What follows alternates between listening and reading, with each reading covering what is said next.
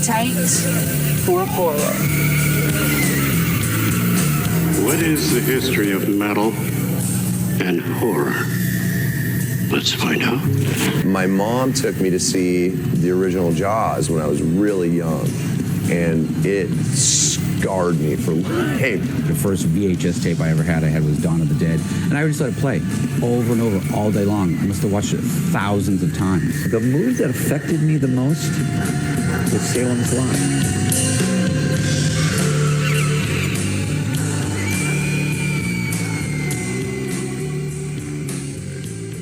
Welcome to the podcast Appetite for Horror, episode number 5.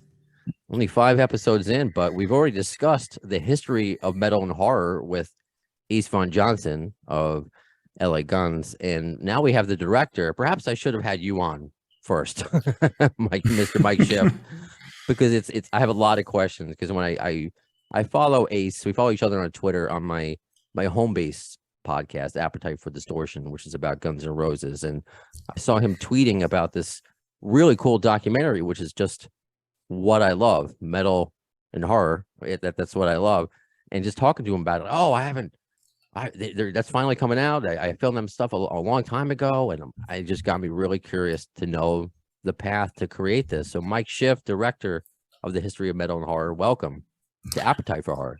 Thanks for having me.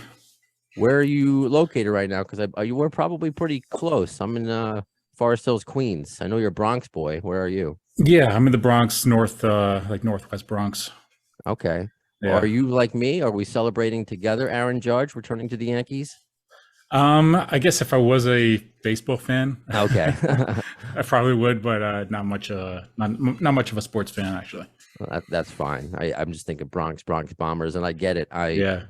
That's always the interesting thing. I had friends growing up that we're all into sports. I was never really good at it, but I love sports. I didn't have too many that were into horror. You know, here, few and far in between. So that's why I created this outlet, and I'm excited. So before we get into the documentary itself, I want to know a little bit more about you. You know, how is little Mikey Schiff? How did he get into horror? Did he also have friends that liked horror? How did you get on this path to, you know, this career path of yours? Where did it start? I mean, my dad got me into it. He was a huge horror fan. He grew up on the original, Universal films, so he was a huge fan of Dracula, Frankenstein, and The Mummy, and all the Universal films. And then he got into the Hammer films later on, in the 60s.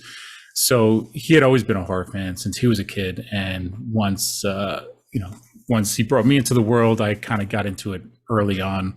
Just seeing stuff at home, whatever was on TV, on the weekends especially, I'd get introduced to those, Sunday morning movies and different things on Channel 9 or Channel 11, Channel 5, and so I'd catch a lot of that stuff. And then once we got our first VHS player, then we started renting a lot of horror movies. And when I was younger, they had Dollar Day at the video store. So I'd go down every Sunday on Dollar Day and pick up like 5 horror movies every week and just binge on that. So that's how I got into it. And then, of course, I started going to conventions and I started meeting a lot of my heroes. And my original career goal was to be a special effects artist. So, okay, guys like Tom Savini, of course, were guys that I idolized a lot. And I, wait in line forever to get an autograph and all this kind of stuff. And fast forward till today, Tom and I are now pretty good friends. So it's kind of cool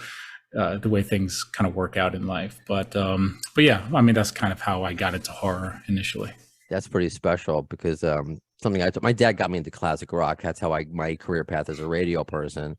So I like hearing how it gets passed down. Mm-hmm. And with Tom Savini, excuse me, it's maybe one of his special effects is happening right now. Maybe there's a blood capital in me, but he's trying to. I'm trying to make an excuse for my cough right there. That the fact is he's one of the people that's involved in the documentary, and I just think that's really cool that you've created something that little Mikey Schiff would be like, oh wow, I can't believe this is happening. Do you? So when you said you wanted initially to be into graphics and special effects, I should say. Did you do that as a kid? Try making like fake blood capsules and What made you? Did you do any of that DIY stuff growing up? Yeah. I mean, I did a lot of that. There's a place called Alcone in the city that I think they moved from. They were originally in Queens. That's where I used to go to. They had a warehouse in Queens, and it was a special effects shop, and they had pretty much everything you could imagine. So once I really started learning about effects, that was my go-to place. So I, sometimes take a train out there, or sometimes get a ride. So I get out there and I kind of load up on liquid latex and a whole bunch of other stuff. And then I'd get books and videos and kind of learn how to do some of the basics. So I would do a lot of that stuff in junior high. I would go to school with, kinds of bloody stuff. I think on Valentine's Day, I brought a chocolate heart-shaped box, and I put an actual like bloody heart with a pump under it. So I'd go around to my classmates and say, hey, you want to Valentine's Day chocolate or whatever? Open it up, and there'd be a bloody heart, just kind of like beating. That's incredible. Yeah, so that's all stuff that I used to do when I was in junior high. And then in high school, we had horror film history class and filmmaking classes, which was actually very cool for like a Bronx high school. You wouldn't think that, but yeah, they actually had a horror film history class at John F. Kennedy High School in the Bronx. So of course I aced that class. I had the answer to pretty much every question right off the bat, because I already had a background in it, and a lot of the other kids were just kind of learning as we started the class. I've never heard of that. Wow. Yeah, they don't have it anymore. I think a lot of those programs got axed years ago, so I was really lucky to be able to get in there. Sure. And then I started doing animation actually in junior high, claymation and stuff, and even that with my friends, we'd have like little clay Bart Simpsons and a Freddy Krueger, and we just mash up all these different characters, and so then there was like a Jason in there or something like that. So we started doing animation, and then from there I started doing like regular film stuff in high school. So that's kind of how that all started, and then I moved on from there. But yeah, the effects was initially what I wanted to do, and then I got a little bit more into writing and directing stuff. Okay, so how did that switch happen? Like, what did you set out to be a part of a team? Did you have your own vision for a horror film, or did you want to make? I guess is this almost your life's goal to make a documentary? Because it's quite a steps to go from making Valentine's Day bloody hearts then to writing. And so like how did your writing start out? Did you want to talk about the history of horror back then, or did you want to create your own stuff? How did that transition happen? Yeah, I mean, when I was a kid, I liked, with my cousins, I used to write these little sketches, that we used to, like more like plays we'd perform in front of our parents, so it would take maybe an hour or two to just kind of rehearse a scene that I came up with, and then we'd go out and we'd do a little show for the family and stuff. And that was really early on when I was young. Then in school, my teachers saw that I was writing and directing small film projects for school. And then I think in my last year in high school, my film teacher asked me to write the next student film for that year. And they knew I was a big Terminator fan, so they said, hey, let's do this like a Terminator spoof video. So we did that, and I think that's up on YouTube now. I think I put it up some years back. I'm not sure if it's still. I might have pulled it, because back then you could only do like 10-minute videos at a time, so I had to break it up into 3 segments and stuff. But I might put it back up as like a complete half-hour film, which it was. So it was like it was comedy. I was actually doing a lot of comedy writing back then too. So I did that, and then from there I also did some of the special effects for that film as well, just like some small stuff. And then in college, I took a lot of creative writing courses, and I was actually mostly writing comedy at that time. And then I was doing sketch shows and public access and everything. But cool. But horror was always there. Like I never kind of stepped away from it completely. It was just, for whatever reason, it was just easier to do some of the sketch comedy stuff or whatever. It wasn't as horror. You got to get more into effects and all kinds of other stuff. Sketch comedy was easy. So I was kind of doing that, but then like the horror stuff was always there. I was always writing some stuff. I started writing some horror screenplays and kind of put those on the back burner just because I just didn't have the resources to really make it happen, and the budget and stuff. So documentaries, just became kind of a more affordable option So over the last bunch of years, that's kind of where I focus things. But Okay, eventually, I like to get back into like narrative feature film type stuff. right on. So where does the metal come in? Is that just something like that's always been a part of your life? Did your dad get you into that as well? No, definitely not. He was Okay. not. Yeah, he wasn't a metal fan at all. He loved Elvis, which is why my middle name Aaron came from Elvis, because my dad was such a big Elvis fan. And then he got into David Bowie pretty heavily, and then he got into Prince. So I was actually started out not really being into music so much, but I was like a huge Prince fan when I was a teenager. So that's kind of where it started. But at the same time, I was also really into horror soundtracks and stuff. And so like scores, I was big on scores. I'd buy all the Elm Street scores and stuff. But then I was also buying stuff like the Lost Boys soundtrack, and then some of the other soundtracks from horror films, like Elm Street 3 and 4. And then I kind of get introduced to a lot of stuff there. But I wasn't really into metal until much later, more into the 90s. I kind of, like I was into more, like Prince type stuff, even more rap than metal when I was younger. Growing up in the Bronx, I think I was just more exposed to that, But my cousin Peter from Finland, he was a huge metalhead back in the 80s, so he'd have all the albums, he'd have all the Metallicas and the Megadeths and Anthrax and everything, and he'd play it, and I was like just not really kind of getting it, I was like, why do you like this stuff? So but then then the 90s came, and then he started getting into grunge, and then I started like, I kind of like grunge, I like Nirvana and Alice in Chains and stuff, and then kind of from there I started getting into the heavier stuff after that, and then finally kind of clicked, and I was like, okay, I get it, and then ever since then I've been more of a metalhead than anything. So that's kind of how the evolution went as far as the music goes. Okay, that's cool. So with that, because it's interesting to find out that you had the horror bug since you were a kid, but the metal kind of had to evolve. Yeah. Where did the genesis for this idea for the history of metal and horror come together? These two things that in your life, kind of different paths, as far as your passion. How do they cross? Where did the light bulb come on? So in 2013, I think, I had worked at the Howard Stern show for about 8 years. Oh, you did? Yeah. I didn't know that. Yeah, I worked there for a bunch of years. I was a producer for Howard TV, for Howard's TV show that went alongside with the radio show and everything.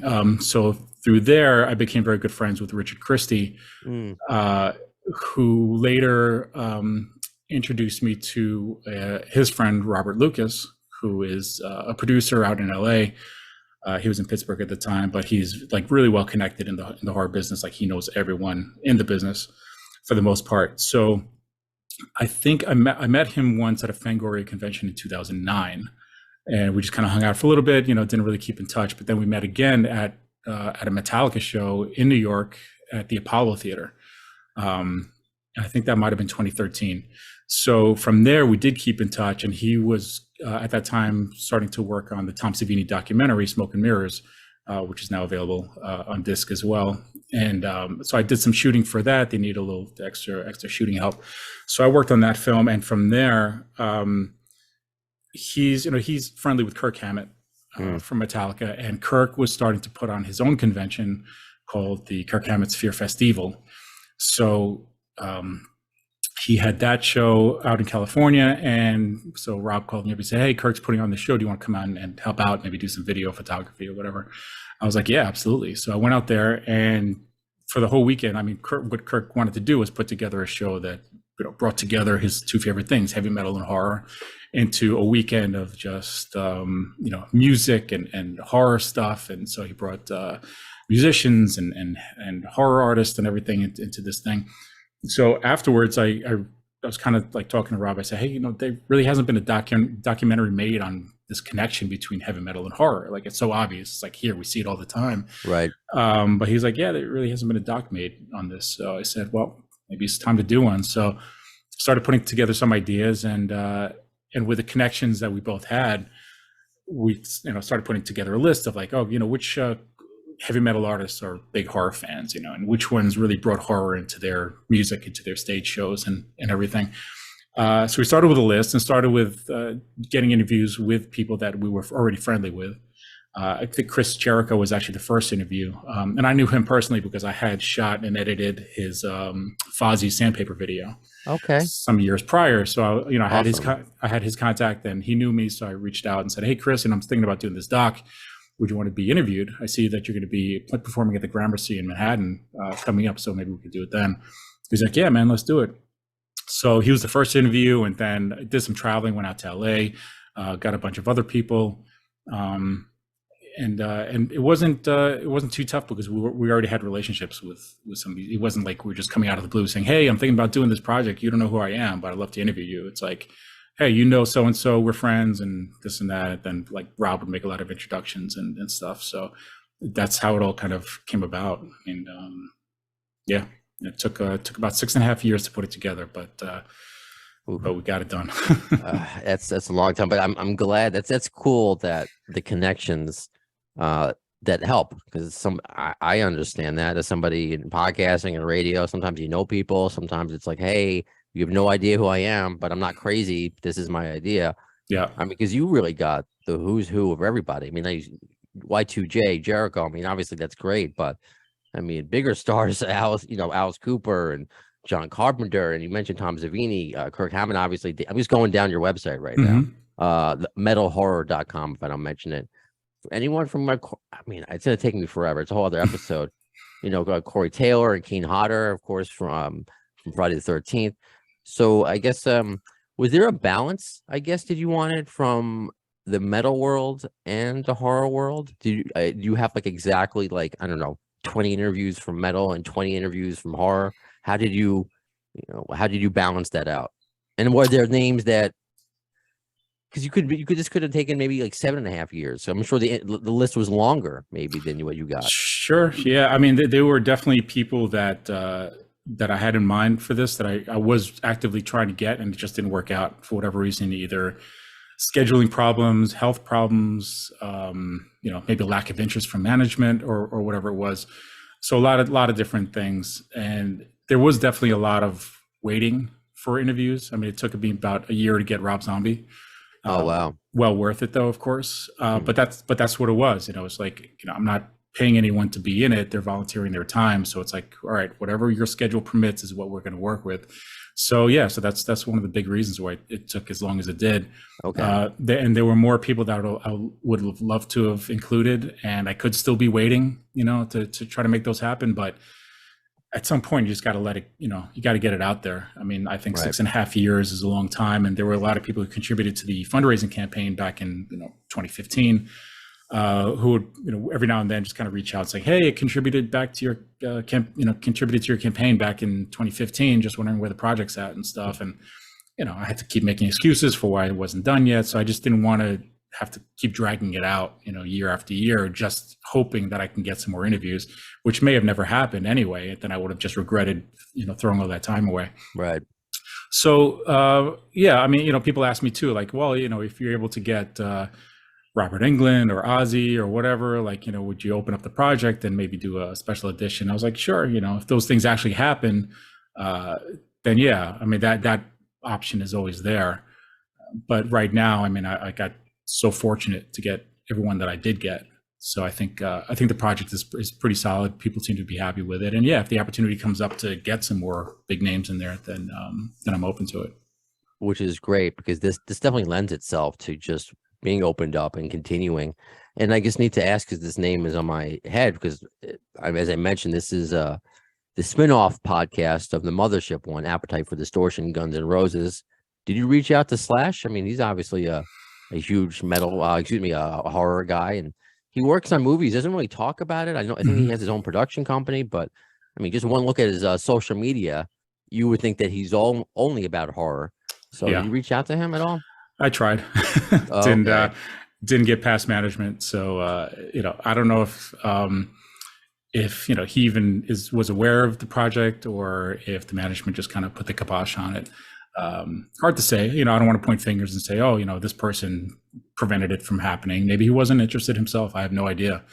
but sometimes it'll get to management and then it kind of ends there, you know. And sometimes artists actually get upset with the management because they say, hey, this is a project I would have loved to have been a part of. How come you didn't tell me about it? And they would just say, well, I didn't think it was right for you. So sometimes that happens as well. So you know, I can't even blame Slash for it because I don't even know if that he necessarily even got wind of it or not. But, I completely understand. yeah. I've gotten that from specifically Guns N' Roses management, and like you find out later, I would have done this interview. Yeah. Like what the, you know, like this is, it's crazy. Like such a creep. I understand there's a lot of bullshit out there, and they have to say no to a lot. Otherwise, these people will be doing interviews from dusk till dawn. I get that, but I mean, they're a special. You know, this is like again, this is no one had done this before, and you look at the names. You know, it's not like you're scraping the bottom of the heap for names. You have, I mean, you have Phil Anselmo, you know, you have the Pantera. I mean, you know, everybody, the late and great Sig Haig. I mean, you have everybody from Gore. Again, I'm going down. This is Charlie Benanti. It's so funny. You have like, who's also from, I guess, Pantera, if you want to say it like that. Yeah. It's so funny. This is how long it's been. Some of these people have changed bands, not changed, but you know what I mean. Obviously, he's still in Anthrax, but I'm looking at John 5 right now, who's now in Motley Crue. yeah, I know. Just the incredible amount of names. You know, Don Dokken, even some of the. What else you got? People from Exodus. Oh, there's Richard Christie. There he is. So it's like really cool. You had the Butcher Babies in there as well. Was there a person that you were almost like surprised to get? Was there any, because I know you had a lot of connections, but was there anyone like, oh wow, we did get this person? Okay, cool. Yeah, I'm probably a bunch of them. I mean, definitely, you know, things were when I was in touch with let's say management or whatever, if I had a good feeling about it, if they were really into the project and say, yeah, you know, let's work on the scheduling, let's see what makes sense. Like if I saw that there was that kind of interest, then it wasn't as big of a surprise at that point. But at the same time, like once the interview was done, like once we actually finished interviewing Alice Cooper, it's like, holy shit, we just got Alice Cooper. You know what I mean? So, so yeah, there was definitely some of that. I mean, and some experiences were awesome. I mean, flying out to Dave Mustaine's house, you know what I mean? Like he invited us to his house to do the interview, and he just couldn't have been nicer. He just, you know, offered us water or coffee or whatever we wanted, and it was just really cool. And he was funny because when we first sat down and started the interview, he was like, you know, I'm not really sure why my management wanted me to do this. I'm not really like a horror guy. So, but then after, you know, we started getting into the questions and stuff, you know, at the end, he's like, oh, wow, I guess I did have a lot to say about horror. So there was some of that too. Like he just, you don't really know how much you're into something until you really start talking about it, you know? So, cause there are some guys, you know, like Corey Taylor, whatever, who they talk about horror all the time, you know, and Corey's been part of the In Search of Darkness documentaries as well.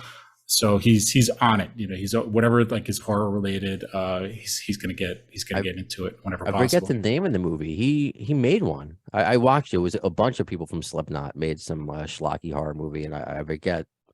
I'll have to look it up after. But yeah, that's what's funny, because you would think some people would be super, you know, jump at the chance when they hear it. But that's a funny antidote about Dave Mustaine being like, I don't even know why I'm doing this, but I'll do it anyway. And yeah, and he couldn't have been nicer. He was awesome. Yeah, no, I've been fortunate enough to have had Dave Mustaine on Appetite for Distortion a few times. First time, super nervous. I remember I got stuck on the word idolize, because everything there is obviously has a Guns N' Roses theme. So I was trying to talk about his friendship with Slash, and I was like, instead of saying you admire his work, I'm like, you idolize his work? And he's like, did you just say I idolize Slash? I'm like, no, I'm sorry, I'm just a little nervous. He's like, no, it's okay. I've had him on twice since, and he's like super nice. But it's just one of those moments. And luckily enough, that's how I felt about Alice Cooper. I had him on the phone 15 minutes. I'm like, wow, that was Alice Cooper. What about do you have anybody on a wish list? I know you mentioned before about like Robert Englund, but is there somebody that is like maybe the ultimate that you get? Because I know you had John Carpenter, who was an ultimate, but you've worked with him before. So yeah. I was second camera and an editor for 2 of his music videos some years back. So so through that, he kind of like hooked up the interview for us too. We just finished the video. He approved it, loved it, and we're like, hey, we're doing this doc. Do you mind sitting down with us for like 15 minutes? And so that's how that came about. Yeah, I mean, there's definitely, I mean, as far as the horror side goes, I mean, Robert Englund is someone that I had been working on. It just didn't work out, but yeah, I mean, I have all the other guys. I have all Jason's and the Michael Myers and Leatherface and everything, but Freddy's missing. So that's something that I'm still kind of putting the bug in people's ears, who are connected with him, and if for whatever reason we're able to get an interview, then that'll be great. But yeah, so like on the horror side, I'd say Robert Englund. On the metal side, of course, Ozzy is a major one. I know that's getting tougher and tougher with him just because of his scheduling and health and all kinds of stuff. He hasn't really been doing a ton of interviews anymore. So that's a tougher one to get. And I'm sure there are a million demands for interviews and everything. So I really don't fault anyone for not making that happen. I totally get it. Yeah, I mean, a couple of other ones. King Diamond is one that I have been trying to get for a while, but the scheduling is tough, and he really doesn't do interviews when he's on tour. He likes to really protect his voice, so the less talking he can do, the better for him. It's not out of the realm of possibility. They say that it could still happen. I think there's interest in it. It's just the scheduling is a little tough. So yeah, them and like Kerry King is another one. Who might be a little bit more accessible now after Slayer and everything. And I believe he moved to Manhattan, so he's actually local now. Oh, I know that. So that might be cool. We'll see if we can make that happen. If anything, if I do decide to open up the project, I don't want to just film an interview and just kind of put it to the side and not do something with it. Sure. So if I'm able to get maybe a couple of interviews, then I have an excuse to really open the thing up. So yeah, I mean, guys like that I would like to include. I don't want to go too crazy with it. Maybe Spencer from Ice Nine Kills, I had actually reached out to me when I wrapped, finished shooting, and picture was locked and everything like that. And he's like, hey, I'd love to be in the project. I was like, yeah, that would be awesome. It's just, and we were like in the middle of COVID too. I was like, well, between COVID and between like kind of finishing the film already, it's a little tough. But he would be someone that I would also include, if I were to get back to it again. So that's cool. So those are a few names. Right off the on. top of my head. Mm-hmm. And one suggestion that maybe if you're not a huge, I mean, obviously Slash and Guns N' Roses, but Del James, their tour manager, is obsessed with horror. Just go to I mean, I know you're on Instagram. Follow Del James Gang, and like he really is a savant when it comes to horror. It's pretty cool. That's why I like following him and Slash, particularly on social media, because it's not just about rock and GNR. There's that mix of rock and horror, metal and horror. So yeah, I would reach out to him if you just throwing it out there. Yeah, no, I'm always happy to kind of follow up with people and make connections and stuff. What did you learn? I guess since it's like almost like you said, it's almost obvious. Like I can't believe that no one's made a documentary about the marriage of metal and horror. What did you learn? Like, why is there so much of a crossover, do you think? I don't know if there's anything that really surprised me, because I'd been a fan of both for so many years. So I kind of knew already where I was coming from with it. And I think most people who are into both genres kind of share the same viewpoint in a lot of ways. And I think what we all kind of have in common is that for the most part, we've all sort of been like outcasts from regular society, from other, when we were in school, we were always kind of like into the other stuff, not the popular stuff that the other kids were into. And I totally related to that, because I was, I don't know if I would consider myself or anyone else would consider me to be the weird kid. I mean, I had friends, throughout school and stuff, but I was doing different stuff, It's like, I was like the horror kid, in school. So, yeah, you were the horror kid. You weren't like the one, eating paste in the corner. You weren't that Never weird. did that. Never did that. Okay. But I might cover my hand in glue or something like that. And right. The skin, sure. Yeah, but yeah, so we're kind of like on the outskirts and outcasts and everything. But we just have different tastes. We're into the darker, more aggressive type materials. Things that get our adrenaline kind of going and get us a little worked up and kind of spooked out, and like the weird and dark stuff. So I think if you just have a natural interest in that, then metal and horror are just going to be the things to kind of go to and consume. And I think for the most part, if you're a fan of one, you're more than likely a fan of the other. It's not always the case, but I think for the most part it is. I don't think that if you're a hardcore metal fan, like romantic comedies are your thing per se. I think you kind of lean more towards the horror, and of course most metal artists, do the horror stuff. They don't really do comedy. Oh, they might do some funny stuff here and there, but for the most part, their stage shows are dark, and they're aggressive, and all that imagery and stuff comes from horror. Even if it's just as simple as just lighting the stage a certain way, that's kind of dark. Deep reds and blues and stuff, things that you wouldn't see at a pop concert or something like that. Okay. So yeah, so it's just something I think you might just be born to kind of grow into this world, of metal and horror. And if people want to watch the documentary, which is the most important thing, just go to metalhorror.com. And is it only available on DVD and Blu-ray? It's physical copy, or right now at some point? Streaming is coming very soon. Cool. I'm good. The first streaming service is going to be on Vimeo. I was able to set that up myself without having to do a lot of other companies. In January, I think it should be on Amazon and a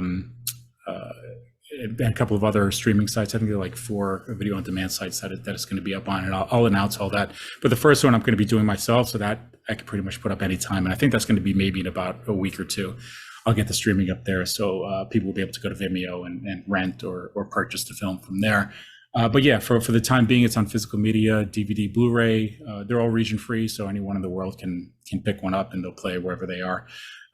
And if you go through my site, it is available on Amazon and Best Buy and all that type of stuff. But if you go through my site, that I'm doing I'm signing each copy, and I can even do personalized signatures and stuff. And really soon, I'm going to be, maybe even by tomorrow, I'm going to be having a couple of special edition Blu-rays out where I could actually show you. This is a copy signed by Bill Moseley. Nice. And inside, I'm still kind of loading this up, but there will be the full, complete interviews by Bill Moseley. So a lot of the stuff that you didn't see in the film are going to be on these special discs. It's going to be the complete interview, pretty much uncut. And I'm going to have one from Bill Moseley, Corey Taylor, Tom Savini, Phil Anselmo, and Doug Bradley. They all signed 5 copies each, so there's only 5 copies of each. And this will be the only way to get the complete interviews, which you can't get anywhere else. So little advertisement there, but that's my next step, and then I'm just going to keep kind of doing different things with it as much as I can. Too cool. Yeah, I gotta wait for streaming because I don't have a DVD player or Blu-ray. So I've only been able to watch clips and trailers. But there are a lot of people, and as I mentioned, Del James, he's always posting old or DVDs and Blu-rays of horror movies that he's like physical media. Mm-hmm. I get it. I guess there's still a market for that, and I got a bunch of copies, so I'll be able to continue selling those, and if I might start going to conventions and sell some there directly. Yeah, there's definitely a market for physical media. Some people just like the artwork. Some people still buy CDs and vinyl and everything for that purpose. They like to have something physical in their hand. But there is a huge demand for streaming as well. I get messages all the time like, "Hey, when's the streaming coming out?" and all this stuff, and that's coming out very soon. I'm going to get that available to everyone. I just wanted to get a lot of the physical media out first, and that makes sense. Especially at first, a collector's item, and especially if horror icons are autographing these things. You can't autograph your Right. stream. I get all that. So other than metalhorror.com, you have across all the social media, there's the history of metal horror on Instagram, Facebook, and Twitter, and you're always putting out clips and pictures, right? So is that probably the best way to keep in touch and follow along? For sure, yeah. Instagram, Facebook, Twitter, it's all at the Metal Horror, so you'll be able to find me there, and that's where I'm doing all the updates on whatever's happening on a regular basis. So I'm making announcements about streaming and where you can get that and everything really soon as well, and everything will be on the website metalhorror.com. once streaming is available, there'll be a link right there on the front page. Just click on that; it'll take you right to the site to stream. The store is on the website as well, so if you go to the store, you can buy the physical media and everything too. So yeah, Sweet. Very cool. Well, Mike Schiff, I really appreciate your time today. I hope we get to do this again for real. Yeah, anytime. Feel free to reach out, and yeah, thanks for having me. Appreciate it. You got it. And also, as I wrap up, as I'm launching this new podcast venture, also I'm on social media. If you're listening to this, Appetite for Horror on Facebook, Appetite, the number 4 horror on Twitter, Instagram as well. That's how I connected with you initially. So I appreciate you being so responsive on there. And I'm still trying to figure out how I since I'm a radio guy, I like to end with a little catchphrase. I'm trying to see what feels right. Since I just had on Al Katz from Tales of the Crypt, I'll just say, I'll see you later, boys and ghouls. There you go.